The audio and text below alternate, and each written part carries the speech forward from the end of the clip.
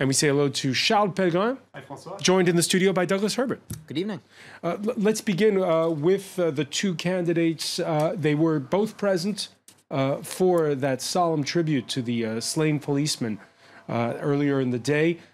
Different paths, though, when it came to actual campaigning. Absolutely. Marine Le Pen, the National Front, got up very early this morning to go to one of France's biggest food markets, that's Rungis, just outside Paris.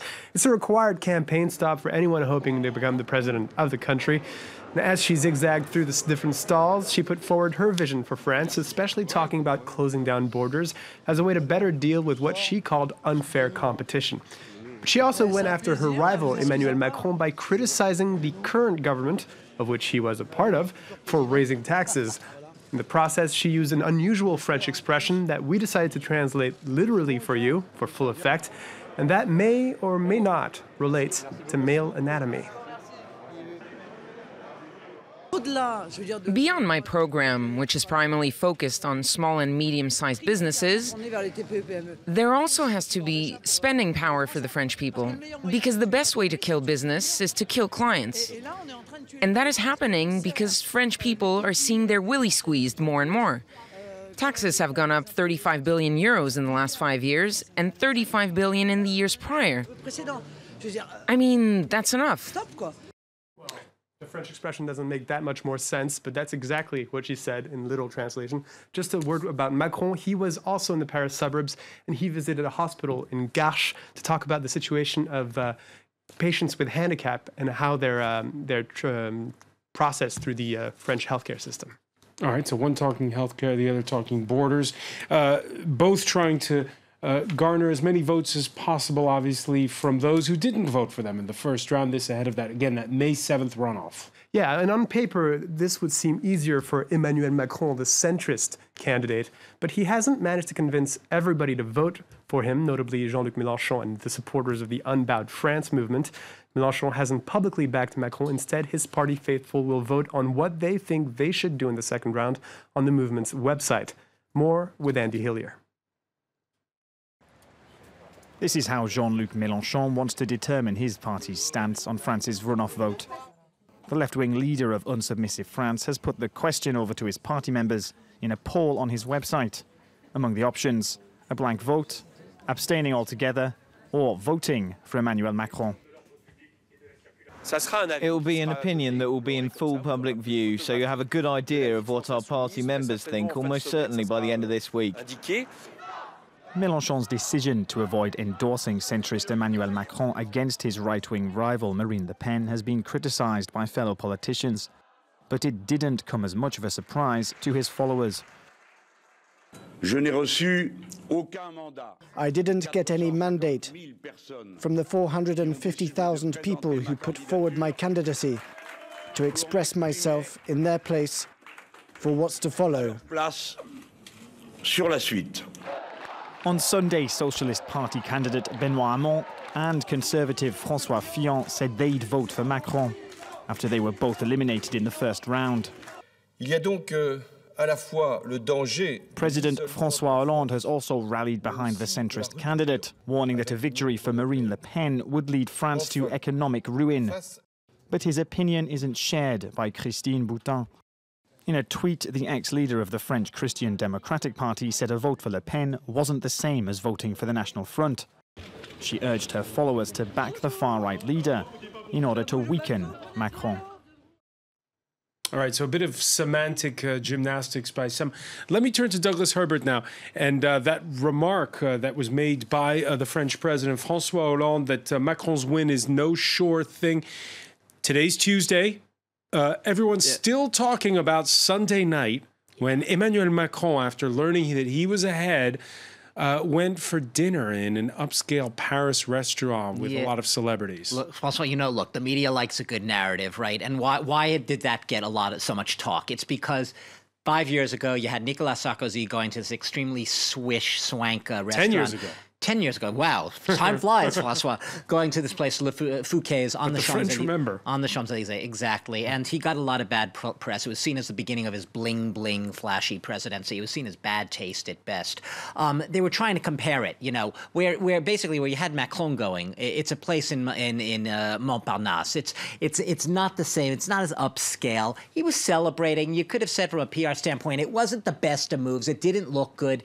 The worst thing from a PR standpoint, I guess, and this is why everyone picked up on it, is it looked like he was getting giddy too soon. He looked like his attitude was, you know what, we can now kick back, put our feet up, pour the champagne and celebrate. It's basically in the bag. That wasn't actually what he was thinking, you know, or at least if you're to believe what he says. But the image it projected was that sense of a little bit of complacency, a little too much of that it's sort of a done deal. And I'll just, you know, to show you that this is really big, this is still an ongoing narrative. Today's Le Parisien newspaper, okay, you know, big paper read here, actually, we see another one there. That's the Express magazine, excuse me, which actually says he won. But what you don't see right below it is it says his bet. His bet being it paid off when he ended up dropping out of Hollande's socialist government and going rogue, so to speak, forming his own, not party, but movement forward on the way. It paid off for him in the sense he got through the first round. That headline makes it look like he's already sort of banking on the win. Well, because the he won part is... Exactly. The he won is in what, like 100 font lettering, and his bet is slightly smaller. But yes, there's right now this sense that has been picked up by the media, and it's become a talking point, that a little too much giddiness, a little too much complacency, a little too much smugness about the first round results too soon. Even though the pollsters are showing a 20-point margin, they're saying not so fast. Things can change. 2 weeks is a political eternity. Charles, 21-point lead according to the latest poll that's just come in. 21 point for Macron. Okay. Yeah. So 22 point, excuse me, 61-39. Well, it changed as you were speaking. Yeah. Well, while we have you here, Douglas Herbert, we saw earlier Marine Le Pen talk about France's borders, and that relates to another key part of her program, which is her stance with regards to the European Union. Can you tell us more about how both candidates stand with regards to Brussels? Yeah, well, diametrically opposed ends of the spectrum, Charles. I mean, what's interesting here is one of the reasons that the markets and the euro surged after this first round, and what we were just talking about, indicating a comfortable win for Macron and seeing him, oh, maybe he'll get through, is because of that Europe issue. The fear had been that Marine Le Pen essentially was the let's get out of Europe, let's get out of the Eurozone candidate. Macron, if he were to get to the presidency, would obviously nullify any prospect of that. So there was that. This was the collective sigh, financial markets breathing a sigh of relief. But it's not an exaggeration. You look at the line items in their platforms, and it is diametrically opposed. You basically have Marine Le Pen. She's not saying day one she's going to pull France out of Europe. What she does want to do is start having talks, probably from day one, with all of the other EU member states about the nature of France's relationship with Europe. What she'd love to do is hold a referendum ultimately. But first, probably on the euro. She wants to get France out of the single currency. She wants to close off, she wants to bring back the borders, close off that Schengen free travel area among 26 countries. She wants to basically trade. She wants to basically make France sovereign within Europe, within its own borders. And Macron's just the opposite of that. Macron believes that the best way to help the French economy, to spur growth again, is not by retreating from Europe, not retreating from the global economy, but remaining very much engaged in Europe, remaining a very close partner within Europe. Actually, he's used the word integration, closer integration rather than drifting further apart. So they really are as different as you could be on the Europe issue, even if they profess to have the same goal, which is to kickstart very sluggish French growth and obviously tackle the unemployment problem. All right, one of the big surprises of the first round was that the pollsters got it right. But we're still, as I've just been listening to you, very wary of what pollsters have to say when it comes to May the 7th. Yeah, we have to be wary, Francois, but you're right, they got it right. They got it right not only in the first and second place candidate, but within 0.6 points in their actual results. And they also got right the order of the first three who didn't make it. The ones so if you're discerning, if you're still skeptical when it comes to polls, if you think this getting it right might be a fluke, there's other ways to predict how the vote will go. Absolutely. You can take the Parisian Metro, for instance. An anonymous commuter on the Line 9 of the Parisian Metro decided to scribble underneath the sign where all the stops of the Metro appear to signal which presidential candidate would win in the first round of the election for whichever stop. And another commuter decided to take a video of those scribbles and shared it on Twitter with immediate success. 2,000 retweets. You can see it up here.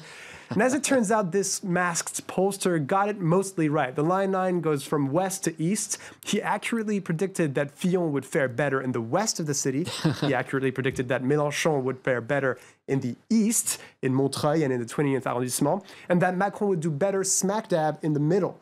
The one thing he did get wrong was that he thought Benoît Hamon would win between République and Nation, which is in the kind of the center, well, the center east of the city.